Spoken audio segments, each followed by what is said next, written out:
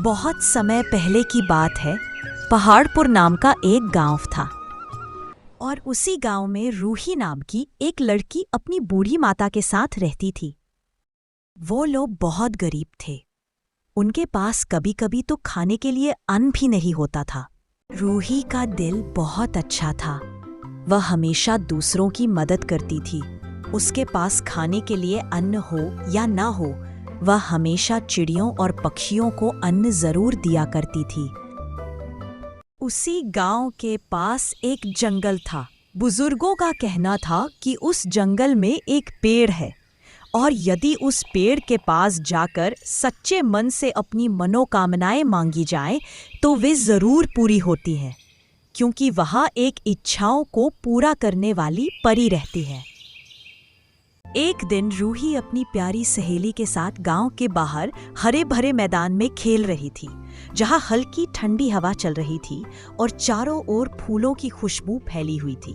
दोनों हंसते खेलते बहुत खुश थी और जिंदगी की छोटी छोटी खुशियों का आनंद ले रही थी। जब रूही खेल रही थी तभी उसकी माँ वहां आती है। बेटी रूही, घर में लकड़ियां खत्म हो गई हैं। शाम को चूल्हा जलाना है। तू जंगल से जाकर लकड़ियां काट कर ले आ। बेटी, शाम होने से पहले जल्दी घर आ जाना। जा। ठीक है माँ, मैं अभी जाती हूँ और जंगल से कुछ लकड़ियां काट कर लेकर आती हूँ। फिर बेचारी रूही अकेली जंगल की ओर चल पड़ती है, अपने नन्हे हाथों में कुल्हाड़ी लिए हुए, ताकि वह कुछ लकड़ियां काट सके। दिल में माँ के लिए चिंता और आंखों में जिम्मेदारी का भाव लिए वह बिना डरे उस गहरे और सुनसान जंगल में चली जाती है। कुछ देर बाद जब उसे कुछ लकड़ियां मिलती है तो वह थकान और भूख के बावजूद अपने नन्हे हाथों से उन्हें काटने लग जाती है।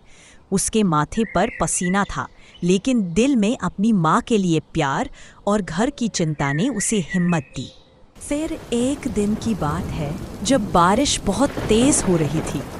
आसमान में काले बादल छाए हुए थे और बिजली की गड़गड़ाहट से सारा गांव कांप उठा था। रूही बेचारी खिड़की के पास खड़ी होकर बस यही देख रही थी कि बारिश कब रुकेगी, ताकि वह जंगल से कुछ लकड़ियां ला सके और घर में चूल्हा जल सके। उसके मासूम चेहरे पर चिंता की लकीरें साफ दिख रही थी। माँ, बारिश बहुत तेज हो रही है। ऐसे में चूल्हा आज कैसे जलेगा? घर में लकड़ियां भी नहीं है। हाँ बेटी, तू सही कह रही है। ऐसा लग रहा है कि आज हमें भूखा ही सोना पड़ेगा, क्योंकि अब तो बारिश भी थमने का नाम नहीं ले रही और घर में लकड़ियां भी नहीं है। हाँ माँ, अब देखती हूँ। अगर ये बारिश कल सुबह तक रुक जाती है तो मैं जंगल में जाकर लकड़ियां काट लाऊंगी। अगले दिन सुबह बारिश थम जाती है और सारा माहौल एकदम शांत हो जाता है। हर तरफ हल्की धुंध छाई होती है। पेड़ों की पत्तियों पर बारिश की बूंदें मोती की तरह चमक रही होती है।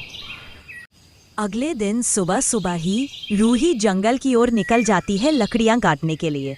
ठंडी हवा उसके चेहरे से टकरा रही थी। जमीन पर अब भी नमी थी, लेकिन उसके कदम मजबूत थे। माँ के लिए कुछ करने का हौसला उसकी आंखों में साफ दिख रहा था। अकेली नन्ही सी रूही उस बड़े से जंगल की ओर बढ़ चली। क्या मैं यहीं बैठकर थोड़ा आराम कर लूं? हाँ, आराम कर ही लेती हूँ। सुबह से कुछ खाया भी नहीं है। मन थका थका सा लग रहा है। थोड़ी देर आराम करके फिर जंगल में लकड़ियाँ काटने चली जाऊंगी। उसका मन नहीं मानता है और वह आराम नहीं करती है, बल्कि जंगल में लकड़ियाँ काटने चली जाती है। रूही बेचारी भूखे पेट जंगल में लकड़ियाँ काट रही होती। उसका मन और शरीर दोनों थके हुए होते, लेकिन फिर भी उसे लकड़ियाँ काट कर ले जानी ही होती थी। मैं थोड़ी देर आराम कर लेती हूँ, यही ठीक रहेगा। और अब मुझे बहुत थकान महसूस हो रही है। थोड़ी देर रुककर उसके बाद लकड़ियाँ काटूंगी। और फिर वह अंत में एक पेड़ के नीचे जाकर बैठ जाती है और वहाँ जाकर वह कुछ सोचने लगती है। काश मेरे और मेरी माँ के पास अच्छे खाने होते खाने के लिए, और एक कंबल होता जिससे ठंड गुजर जाती। काश हमारे गांव में एक स्कूल होता जिसमें मैं पढ़ने जा सकती। काश ऐसा हो पाता। जैसे ही वह यह बोलती है, उसके सामने अचानक एक परी प्रकट हो जाती है। रूही घबरा जाती है। उसकी आंखों में डर और हैरानी साफ झलकती है। भूख, थकान और उदासी से भरी उस मासूम बच्ची के लिए यह किसी चमत्कार से कम नहीं था। घबराओ मत रूही, मैं इच्छाओं वाली परी हूँ। जो भी मनुष्य इस पेड़ के नीचे सच्चे मन से अपनी अच्छाइयों की कामना करता है, मैं उसकी इच्छाएं जरूर पूरी करती हूँ। क्या तुम्हें यह सोने वाला कंबल चाहिए? अरे बाप रे, नहीं नहीं, मुझे ये सोने का कंबल नहीं चाहिए। मुझे तो बस एक साधारण सा कंबल चाहिए जिससे मैं ठंड में रात काट सकूं। आप रखिए इस कीमती कंबल को। ये चमक दमक, ये सोना, ये सब मेरे काम का नहीं। मुझे तो बस इतना चाहिए जिससे मैं चैन की नींद सो सकूं। रूही, तुम सच में बहुत खास हो। इस समय जब हर कोई ज्यादा पाने की दौड़ में है, तुमने बस एक साधारण कंबल मांगा, वो भी सिर्फ अपने और अपनी माँ के लिए। तुम्हारा दिल सच्चा है और ऐसे दिलों की इच्छाएं मैं अधूरी नहीं छोड़ती। इसलिए आज न सिर्फ तुम्हें एक गर्म और मुलायम कंबल मिलेगा, बल्कि तुम्हारे गांव में एक प्यारा सा स्कूल भी खुलेगा और तुम्हारे घर में रोज भर पेट खाना भी पहुंचेगा। फिर ऐसा बोलकर परी गायब हो जाती है और फिर यह सब सुनकर रूही भी बहुत खुश हो जाती है। फिर वह अपने घर किनार निकल जाती है। वह रास्ते भर सोचती रहती है कि आज जब मैं घर जाऊंगी तो माँ को सारी बातें बताऊंगी। उसका मन भीतर ही भीतर खुशी से झूमता रहता है और उसके चेहरे पर एक प्यारी सी मुस्कान खिली रहती है। फिर घर जाकर रूही अपनी माँ को सब कुछ बता देती है। जब वह अपनी माँ के हाथ में सोने का कंबल देखती है तो वह सब कुछ समझ जाती है और उसकी आंखों में खुशी की चमक आ जाती है। वह बहुत खुश होती है और उसकी माँ भी उस पर बहुत खुश होती है। फिर दोनों एक साथ बैठकर प्यार से खाना खाते हैं। उसके बाद रूही खाना खाकर चैन की नींद सो जाती है। अगले दिन जब वह गांव में घूमने के लिए निकलती है तो वहां का नज़ारा देखकर वह हैरान रह जाती है। अरे वाह, यहाँ तो सच में एक स्कूल भी बन गया है। मुझे तो यकीन ही नहीं हो रहा कि ये वही गांव है जहाँ कुछ समय पहले तक बच्चों के लिए कोई स्कूल नहीं था। अब तो मैं भी यहाँ पढ़ने जा पाऊंगी। फिर एक दिन रूही अपनी दोस्त से मिलती है और उसे भी यह सारी बातें बता देती है कि उसे कैसे कैसे सोने का कंबल मिला और फिर वह एक परी से मिली जो इच्छाओं वाली परी थी। वह परी इतनी शक्तिशाली थी कि उससे जो भी मांगो वह सब कुछ पूरा कर देती थी। ये सारी बातें रूही अपनी दोस्त को बता देती है।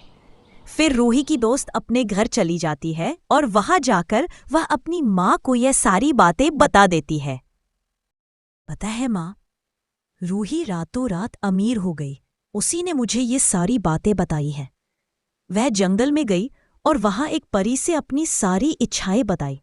फिर उसे सोने का कंबल मिला, खाने के लिए भरपेट खाना मिला और साथ ही उसकी इच्छाओं के अनुसार एक नया स्कूल भी बन गया। ये सारी बातें खुद रूही ने मुझे बताई हैं। अरे वाह, तुम कितनी अच्छी बात पता करके आई हो। शाबाश बेटी, ऐसे तो हम भी रातों रात अमीर हो जाएंगे। तुम भी वही सब कुछ करना जो रूही ने किया था और बदले में मुझे भी एक सोने का कंबल लाकर देना। फिर हमारे घर में भी खाने के लिए अच्छा अच्छा खाना होगा। जाओ, तुम भी वही करो। और अगले दिन सुबह सुबह ही रूही की दोस्त मीना भी जंगल में लकड़ियां काटने के लिए निकल जाती है। फिर मीना थोड़ी देर इधर उधर देखती है और लकड़ियां काटने लग जाती है।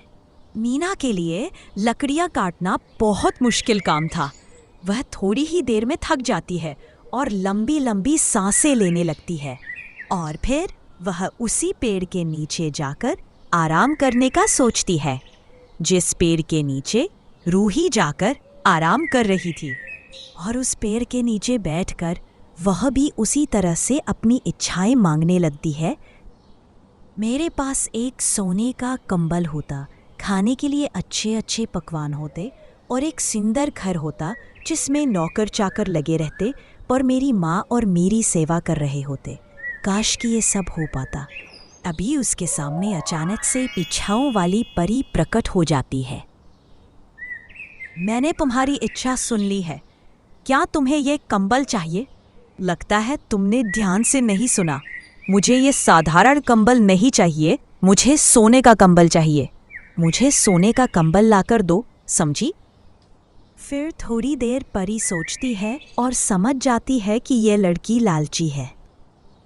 तुम्हें सोने का कंबल तो क्या, तुम्हें एक साधारण कंबल भी नहीं मिलेगा। तुम एक लालची लड़की हो। तुम्हें इसके बदले सजा में डंडे जरूर मिलेंगे। ऐसा कहकर परी गायब हो जाती है और फिर मीना वहां से भागने लगती है क्योंकि उसके पीछे एक डंडा लग जाता है। वो समझ जाती है कि लालच करना बुरी बात है।